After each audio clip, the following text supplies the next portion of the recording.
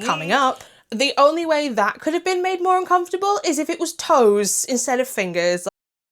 There has been 2 Japanese horror movies on my radar since 2023. One of them is Nightmare Resort, which still does not have any kind of like Western release lined up. There isn't even an English subtitled version available online for this one. But the other one is Best Wishes to All, which finally dropped on Shudder this month. And I am so excited to finally get around to this one because this one looks wild. But if you don't know anything about Best Wishes to All from 2023/25, let me quickly fill you in. Best Wishes to All from 2023/2025 is a Japanese psychological horror thriller.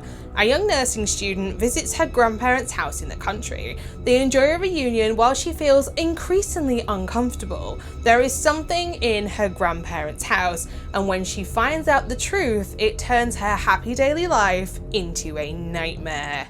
If you're new here, I'm Hannah and I am the head of the Horde here on my channel, Hordes of Horror, and if you're not new, welcome back. I talk about horror movies here on my channel on Mondays and Fridays, but when it comes to watching movies that I have never seen before, I am now going to go and watch Best Wishes to All off camera, so that way if you two decide that you want to watch this movie, nothing will be spoiled for you, because nobody wants to watch a movie that you've just watched somebody else watch from start to finish, and I keep it spoiler free here on my channel, because nobody, and I mean nobody, likes spoilers.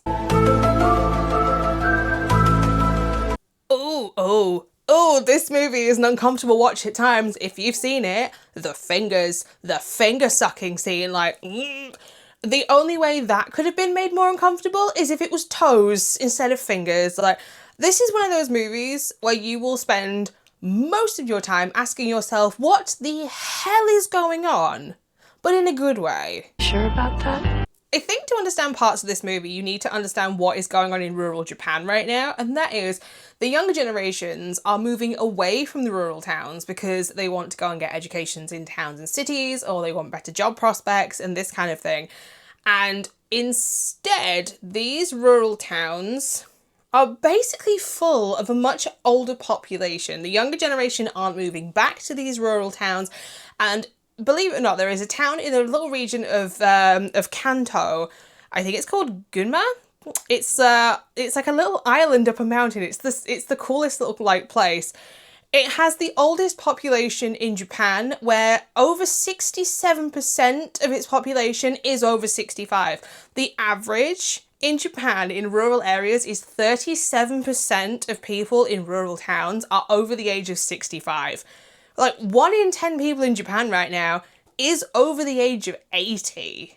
Now that you know this, besides that and the synopsis, I can't tell you anything about the plot of this movie that won't be some kind of spoiler. Now, it's a slow burn. It is very much a slow burn. And for the first hour, I can guarantee that you will spend the entire time questioning what the actual hell is going on before its horror sort of ramps itself up in the third act. This plot is a Hobson's Choice or a Morton's Fork kind of plot. And if you've never heard of either of these expressions, Hobson's Choice is where somebody is given 2 options, but there really is only one choice here. And the perfect example is take it or leave it.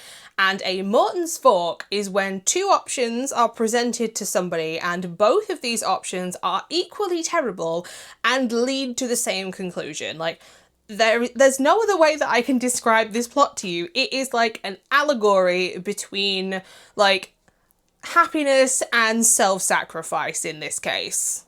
Choices. But I do need to touch on the ending, because I don't think the ending for this is going to be for everybody. It is a bit like M. Night Shyamalan's like late 90s, early 2000s work. Think things like The Sixth Sense and The Village, where not everything is wrapped up in a big beautiful bow at the end of it and you have some kind of solid conclusion. Like, this is very much like open-ended, and in all honesty, I can't quite tell you what the hell the end of this movie was. Like, I enjoyed this movie, but I still don't know what the hell I just watched. Oh, I'm so confused! 2 things are guaranteed to make me squirm in horror, and that is foot trauma, because everybody is stood on Lego, and you know that if you stand on something like a nail, it's gonna hurt. And the other thing is eye trauma. And this had lots of eye trauma in it that had me squirming chronically. Like, the eye trauma in this is, no, if you don't do eyes, this movie is not for you. The horror in this is very, like, psychological, and that is going to work for some people, and it's not going to work for others, because when it comes to psychological, it's definitely a mind game, and either the game is going to work on you or the game is not going to work on you. It is completely up to interpretation. It is completely subjective depending on who you are and what the themes are that are being included in the psychological. So I can't elaborate more because there's massive spoilers if I do, but just know the horror in this is definitely psychological. It does have a few bloody moments in it, which I can appreciate as somebody that likes their horror movies on the gory side. But for me, the horror in this comes more from the I had no idea what the hell was going on for that first hour. This horror is very much a what people are capable of doing to other people kind of horror, and we'll just leave it at that. Go to jail, do not pass go, do not collect $200. It is beautifully bleak when you look at it. Like, all the colours in this have been, like, slightly faded out, slightly muted down. Even the outside scenes, when you find yourself in sort of natural environments, all the colour has been stripped back a little bit. And it kind of replicates the, like, aged sort of population of this town by giving everything that sort of aged feel to it. The soundtrack is particularly great. I have to mention this because when you are watching this and you are questioning what the hell's going on and it's making you feel really uncomfortable, that is when the soundtrack is used to its best, because they play the most, like, weird and uncomfortable sounds over the top of what is happening, which certainly amps up that uncomfortable feel. This movie is so uncomfortable at times. It is so uncomfortable at times. Like, I mentioned it at the start of this review, the finger sucking scene, like, that was incredibly uncomfortable. And there is another scene way before that where I was certainly like, excuse me, Grandma and Grandpa have what living in their house? Honey, you've got a big storm coming. This movie is very much going to be, you either love it or you hate it, because there's a lot of things that are never actually answered in this. Like, there's a lot of things where they're like, the plot is basically the granddaughter goes back to her grandparents' house and things start happening and the grandparents are like, how did you not know that all of these things were happening? And the girl's like, how long has this been going on? And, like, everybody in this town seems to know exactly what's going on besides her and you as a viewer. So you are left with as many questions at the end of this movie as she is. Like, I like a movie to wrap itself in a great big bow at the end. And I didn't get that with this, which, again, leaves me... This movie is so hard to review. I don't know how to honestly put into words to be like, if you like this, you should watch this. And if you don't like this, don't watch this. Because I don't think that I have ever seen anything that is quite like Best Wishes to All. The nearest that I can say is, like, completely different theme, completely different location, completely different characters.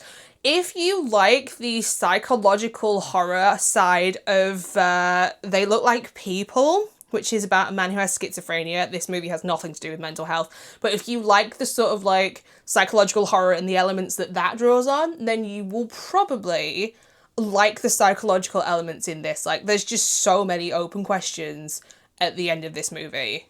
In the end, I am actually going to give Best Wishes to All from 2023/2025 a 3.5 out of 5 stars, because I liked this movie, but I can't tell you what the actual hell happened in any of it. And that is with me going in with the prior knowledge about what the themes were going to be for this movie. And it's going to be one of those where you either love it or hate it. And that's the only way that I can talk about it and say, like, if you think that you will like this movie, go and watch the movie. If you don't think that this is going to be, if you don't like things like unanswered questions, open endings, like psychological horror that may or may not work for you, like, this is possibly the hardest thing that I have reviewed on my channel.